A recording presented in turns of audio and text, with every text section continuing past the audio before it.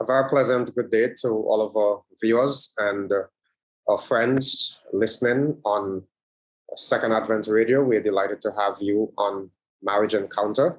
We have a very exciting lineup for you today. We are at law number 10 in the laws of boundaries. And it is going to prove to be a very important law as we discuss this. It has been a wonderful journey as we discuss these 10 laws of boundaries. With me today, of course, is Dr. Braithwaite. Dr. Braithwaite, welcome to Marriage Encounter. Good day, Dr. Greene. Good day to all of our viewing and listening audience. We are always excited to be with you, and today's no exception. We look forward to our discussion, final law that we'll be looking at today of boundaries. And I hope that you've really enjoyed this particular series.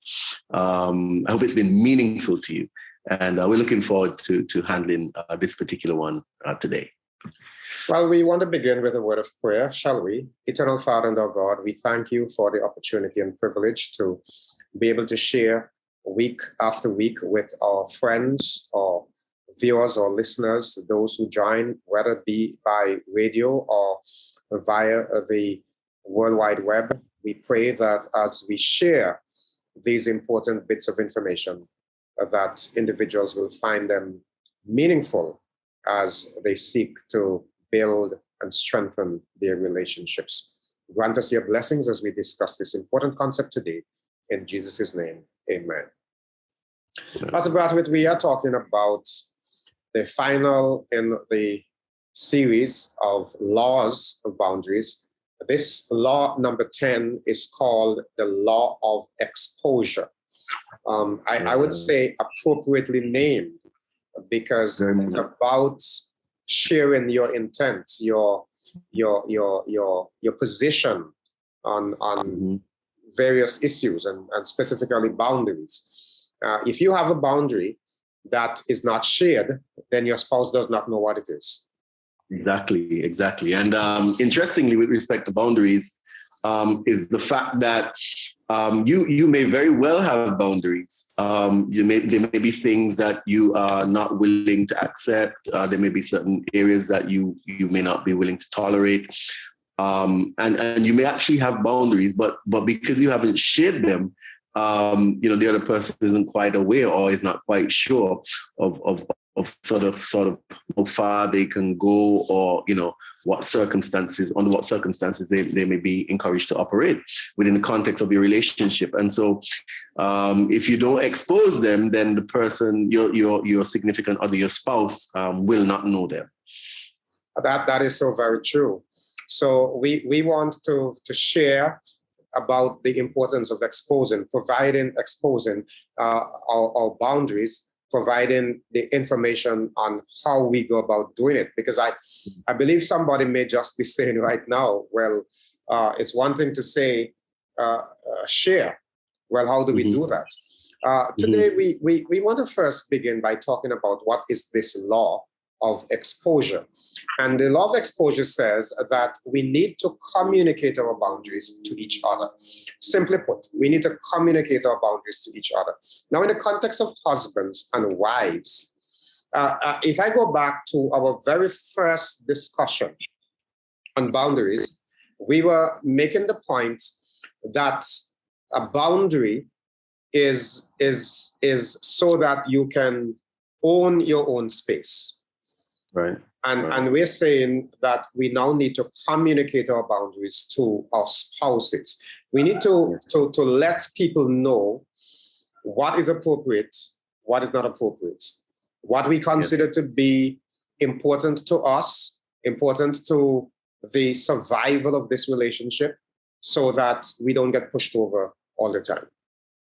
Absolutely. And, in that context, you're talking about things like, sort of a highlighting or sharing limits, being clear about your feelings, your opinions, and even, to some extent, you can use the idea of definitions and how you understand something as you're attempting to manage your space and you're attempting to, allow, this other person, this person that you've married sort of into your space. Of course, that goes without saying. The person will be a part of your space, but of course there's a certain context to which a person, even your spouse, can enter that space, and you want to be clear on it. You want to be able to share that with your spouse, so that your spouse will not, first of all, be confused, and then so that your spouse inadvertently wouldn't sort of step over your boundaries and crush your boundaries, and by so doing, run the potential of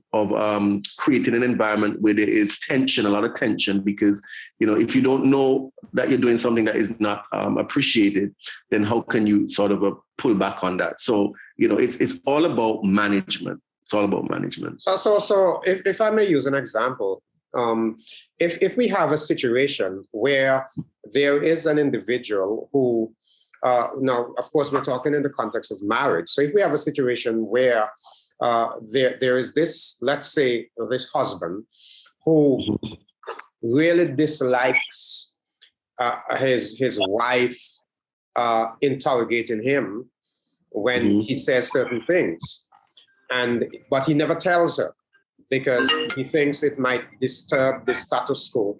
And so every afternoon he comes home from work, his wife sits down and says, "Well, honey, how was your day?" And he would say, "It's fine." And then she begins to ask him this series of questions. Who did you see today? Where did you go? And he's really, really bothered by that, because now he's thinking, I'm not a child. I don't have to give an account of every iota of my movements, my details, that kind of thing. But he only says that to himself. Right. And right. Because he's only saying that to himself, then we have the challenge now of him becoming rather very uncomfortable and maybe begins to withdraw from his wife. Maybe when he goes home from work now, he doesn't want to go walk in the garden with her any longer because it's not a pleasant experience for him anymore. He wants to lock himself inside and be absent. We're saying it is important to be able to communicate your boundaries. Say to your spouse, in a very nice way, this behavior of yours is intruding on me. It is not something that I am comfortable with. Can we talk about it? And if he doesn't share that with his wife, then how would she ever know that this is not a comfortable experience for him? Exactly. Some people think that in the context of a marriage, sort of anything goes. If I want to interrogate my spouse, or some people, we've had the discussion about looking at or taking up things that may not necessarily belong to you, looking at your spouse's, this is a big one, looking at your spouse's cell phone device, picking it up, going through it. And in some cases, persons think that, in the context of a relationship, there's no personal space, there's no personal zone. And the truth is, people differ on their sort of response to that. But the important point that you're making here, Doc, is that there needs to be a discussion. If there's something that happens in the relationship that sort of you're not comfortable with, the important thing to do is to share that with your spouse, and as we say, create the boundary, or not necessarily create it, but expose the boundary. At least allow your spouse to know what the boundary is. You can also have a discussion, Doc, about how reasonable a boundary is. I mean, maybe that's a discussion that you can have and you can share in that discussion, but at least there is a measure of exposure to the boundary, so that each of you sort of have an idea of where the line may be. Yeah. I rather like the point you're making there, Doc, because if I tell my spouse, I don't appreciate you interrogating me like that every day, and she may say, well, I don't see anything wrong with it. I'm your wife. I should be able to ask your questions. I need to know what's happening with you. Well, at least the good thing here is that you are discussing it. I'm communicating to my spouse what I have considered to be my boundary, and she may say, well, that boundary line is not appropriate because it is excluding me from space that I think I need to own likewise. And we can have a reasonable discussion. And sometimes when husbands and wives discuss boundaries, they may need to make some adjustments to the boundary line, to say, well, let's adjust this so that we can be happy with one another. Yeah, very, very important, because it would be inappropriate for a husband and a wife, for a husband to say, I don't want you to touch me. As a spouse, I mean, that would be sort of inappropriate for there to be a boundary where, your wife can't touch you as a husband, or vice versa. And so, it's important to have that type of discussion and sort of negotiate. It would be really interesting to think somebody could get married and not expect to be touched, Pastor Greene. But just to make the point, per se, that boundaries can be negotiated as well. There may be times when you think a boundary is a bit stiff.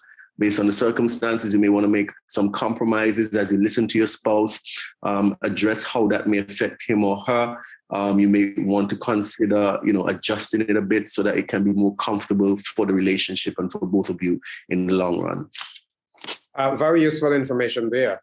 Now, as we move on, Doc, I think what we are getting at here is that if we are able to effectively communicate on the matter of boundaries, when we do that effectively, then there is connection in the marriage. When we do not appropriately communicate boundaries, when our boundary lines are not exposed, when they're hidden, then our spouses are less emotionally present in our marriage. And we have struggles, we have challenges, and as a result, the marriage is negatively impacted. Well, I think that is such a powerful point. And I really hope our listeners and our viewers don't miss that point. How important it is to express boundaries and to expose them. And, what's important about the point that you've just made, Pastor Greene, is the fact that people tend to be less emotionally connected in a marriage if they're not aware of where the boundaries are. What it simply means is that there is more likely going to be a lot more disagreements and misunderstandings in the marriage.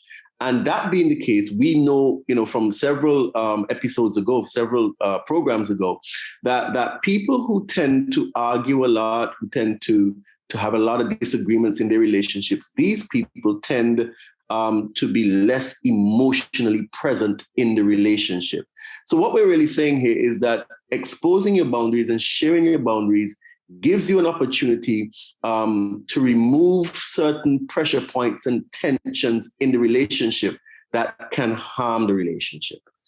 Doc, there is an example that Cloud and Towson cited that I think is so appropriate that I want to make reference to it. And I want to make a quotation, to read rather a quotation from their book on boundaries. We are talking about boundaries. We did say that this is one of the resources that we reference pretty often in this particular discussion. And I want to make reference to this. I may put some of it in my own words, but here you have a husband who withdraws when his wife's self-centeredness wounds him. So he's concerned that she's too self-centered. He might say, I'm having a hard time with the demands of my job. Now, anybody may think that is a reasonable comment to make, right? I'm having a hard time with the demands of my job. Nothing wrong with that statement. But how does the wife respond to it? Well, her response might be, do you think I'm having it easy with the kids? Now, I believe lots of people out there can identify with this thing. So one spouse says one thing, and when he says it, what he wants to get from his spouse is some sort of affirmation or understanding, something to say that I do appreciate that, I can imagine, or talk it over.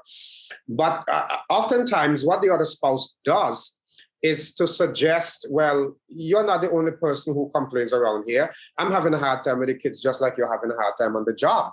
So don't bring up that to say anything. Don't bring up that to suggest that you're not going to help me do the dishes tonight or something to that effect. And the level of misunderstanding there is an indication that boundary markers are not clearly communicated.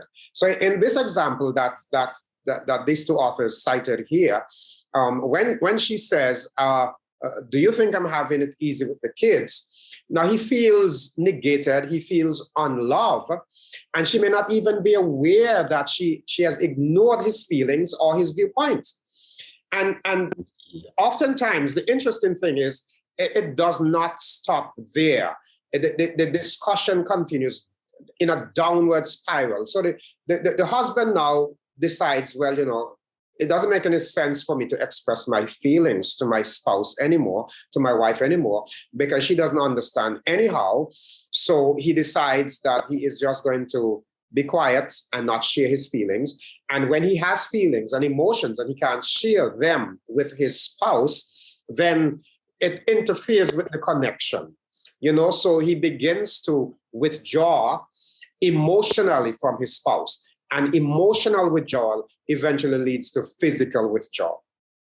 Very true. Such an amazing example. And I think, especially in the very first part of the example that you're using, where a person makes a statement about their state of being, and the spouse responds by expressing a statement that highlights their own state of being, as opposed to empathizing or sympathizing or giving the individual an opportunity to really express themselves and say what's going on. So as you highlighted, he shares, I think the idea was, I'm having a hard time with the demands of his job. His wife responds and retorts by saying that, do you think I'm having it easy with the kids?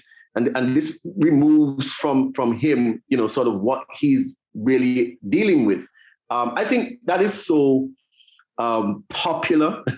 Maybe people are not able to sort of express it, but for them, just saying it here today has really kind of hit the nail on the head. And being able to explain to husbands and wives that, this is not really appropriate. I think this is the point that we're making. When your spouse comes to you addressing a concern, the responsibility or the ideal thing to do is to engage your spouse, give them an opportunity to lay out their case, give them an opportunity to share, and you place yourself on the other end as the person who can empathize and share, because what may happen, Doc, as you were alluding to just a moment ago, is that it can lead to physical and emotional distance. And what may happen is the husband in this case may indicate, well, if my wife can't listen to me and can't empathize with me, then I will just take my concerns to somebody else. And that may seem justifiable to him, but that is playing with fire. Because when you begin to take your concerns to somebody else who would listen and lend an empathic ear, then, it is quite very possible that some kind of connection develops between you and this other person. And especially if the person is a member of the opposite sex, then you develop an attraction, a connection that can lead into the start of a relationship that can ruin your marriage forever. So it would be far better if the husband, recognizing that his wife is not understanding this boundary marker, if he addresses the issue and communicates the boundary effectively to his spouse by suggesting, well, honey, I am really hurt when I express my negative feelings to you or my emotional challenges to you, and you completely ignore me, or you become critical and focus on issues that you're having yourself. I may be aware that you're having some issues, but I want you to respect how I feel. Now that would communicate to the spouse that, listen, I am expressing my feelings and you're completely ignoring them and shifting the attention away from me to you when I'm calling for some attention, So here is a spouse saying, when I put an issue on the table, I need it addressed. I don't want to be ignored. And for me, ignoring my concern is stepping across the boundary line. Right. And it's perfectly reasonable. I think a lot of people, when you speak to them as they prepare for marriage, one of the things that they will always tell you is that in a relationship, they're looking for support. And that's a part of the expectations that persons have when they enter a relationship, heading towards marriage. So it's reasonable to think that if I have a concern and I need somebody to talk to, Pastor, I need to be able to share my frustrations, my concerns with my significant other, my best friend, the person who shoulder I can lean on. One of the challenges is, though, sometimes in relationships, people tend to get tired. I don't know if I can put it that way. But they're saying that, I'm always having to be listening to this and to that and the other, and nobody seems to be taking care of my needs. And I think the point we're making here is, if there is a symbiotic type of relationship where the husband knows that he can share with his wife and she will be empathetic and sympathetic to him and help him through, and she knows that she can share with her husband and be empathetic and sympathetic and they can see each other through, then they can build a strong relationship. But the worst thing is, as it relates to the law of exposure, is that, as a husband, you can be feeling this way, as though your wife is not listening to you, as though she's not giving you a listening ear, as though she's not being empathetic or sympathetic, and you just hold that in. You do not address it. We're talking about the law of exposure here. We're saying that she cannot know if you don't highlight it to her. And some men will simply hold it all in. And men particularly are known for this, Doc, because sometimes as men, we are not as emotionally open as we should be. And so we tend to hold it in, and we end up finding ourselves now sharing in other situations and with other people who, at the end of the day, it creates very difficult, challenging, and unfortunate circumstances for our marriages. So if I may add, Doc, what really happens there is that the man now becomes emotionally troubled because he is hiding his real feelings, and his spouse is not aware. So let me use another example. The one I used before is an example where the gentleman expresses, let's say, a challenge that he was having, and the spouse, rather than giving an attentive ear, brings up her own challenges. Now, we can have a different scenario where one partner, I'm not going to say male or female this time, I want to be balanced here, because if I say, well, let me just share the example. One partner feels that the other is spending too much time on the cell phone. And so there is always this matter of, I come home and I want to have a conversation, and I can't find the time to talk to my spouse because he or she is always talking to a friend down the road, a work colleague, this or that and the other. And if you do not say how you feel about this and you internalize it, then your spouse would never know that this is creating a challenge. In fact, your spouse may be thinking that, you like work, so I'm giving you opportunities to do this and do that, and I'm just occupying myself. So it's a good thing for you to be able to say, listen, I think there is something called our time, and it's okay for you to be engaged with your friends, but there is a time when we need to have for each other when there is no interruption. Can you imagine at 11:30 the night, 12:01, your friends are still calling you and you're up laughing and talking with them on the phone, and your spouse is needing a conversation and can't get one. But if you don't say, then your spouse may never know that this is a challenge. Right. And so what you're doing when you speak about it, you're exposing your boundary. You're saying to your spouse, listen, I can appreciate that you have friends outside of, me.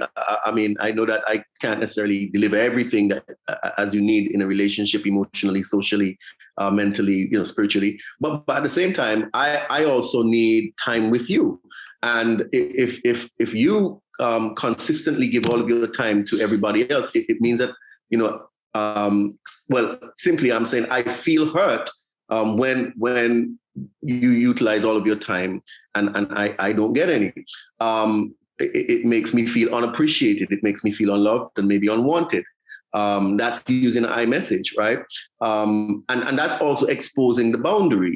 You're saying, hey, this is the reality. And, you may also continue by saying, if this doesn't necessarily change, then, I will also need to find a way to occupy myself during these times of distance. So, and I've seen this happen, Doc, where an individual, because they may have been neglected by a spouse who is constantly on, social media or whatever, they may involve themselves now in some form of maybe a hobby for some people, may get into a reading club, may get involved in some other activity where they distance themselves and they go away during that period. And what that eventually does, unfortunately, even though it's a boundary, sometimes when the other person recognizes and tries to come back, it can create a very uncomfortable dynamic where the individual who was being hurt all along is saying, listen, I'm sort of engrossed in what I'm doing now, so you kind of have to wait, and that can create another uncomfortable situation. But be aware that sometimes it comes about as a result of somebody not making meaningful efforts to address a concern from their spouse. Certainly, Doc. I want to share another quotation from Cloud and Towson, and because I think this really speaks to the depth of what we're talking about. So here's what it says. When we expose our boundaries to the light of relationship, in other words, when we shed light on our true feelings and where we consider our boundary lines drawn, when we expose our boundaries to the light of relationship, we can be fully connected to our spouses. See, that connection is very important. We can resolve problems and we can take a stand to actively love our spouses by risking conflict for the sake of the relationship. Exposure is the only way for healing and growth to take place. Now, the point I want to emphasize here is, yes, there is an element of risk involved in bringing up the boundary discussion, but it is a risk worth taking for the growth of the relationship. You see? So we're taking a stand by risking conflict for the sake of the relationship. If I don't share how I feel, if I don't tell my spouse that I'm uncomfortable with her overstepping, if I don't say this thing rubs me the wrong way, then my spouse will never know. And it is going to push us further and further apart. Absolutely. As time runs, this is why sometimes as counselors, as relational educators, we get a little scared when we hear people saying that they've never had a disagreement or they've never had an argument, because it may also suggest that they've never, either one of two things, either that their boundaries are extremely clear all the time, or that they have none and they're never willing to express the boundaries, right? And that's the point. Relationships, because of shit over the years, come from different places, different cultures, backgrounds. We are males and we are females. The reality is that we're going to have encounters that are a little uncomfortable. And in the journey of building relationships, we have to identify who we are, and we also have to be comfortable. We also have to be comfortable sharing where we have hurts, opinions differ, and establishing and maintaining boundaries for the success of the relationship. Most certainly, Doc, because our time is almost up, I think it is appropriate for us just to, therefore, say to all of our viewers, all of our listeners, that it is important as we talk about the laws of boundaries to remember that it is one thing to say you have boundaries, communicating them, which is what we're talking about, this final matter of the law of exposure, communicating your boundaries to your spouse. Apply the laws to your marriage. And what laws are we talking about? So I want to run through them quickly. We can, share these together, Doc. The first one is the law of sowing and reaping. You remember many weeks ago, we spoke about this. Effectively, this says, our actions have consequences. That's a good thing to remember. Our actions have consequences. And then, Doc, we had the law of responsibility. And here we shared that we are responsible to each other, but not for each other. And that was powerful. We are responsible to each other, but not for each other. And then we have the law. We had the law of power. We have power over some things. We don't have power over others.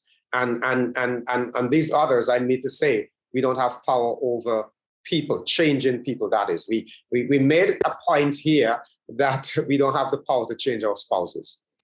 That's right. And then we have number 4, the law of respect. And we shared here, if we wish for others to respect our boundaries, then we need to respect their boundaries. And that is so critical.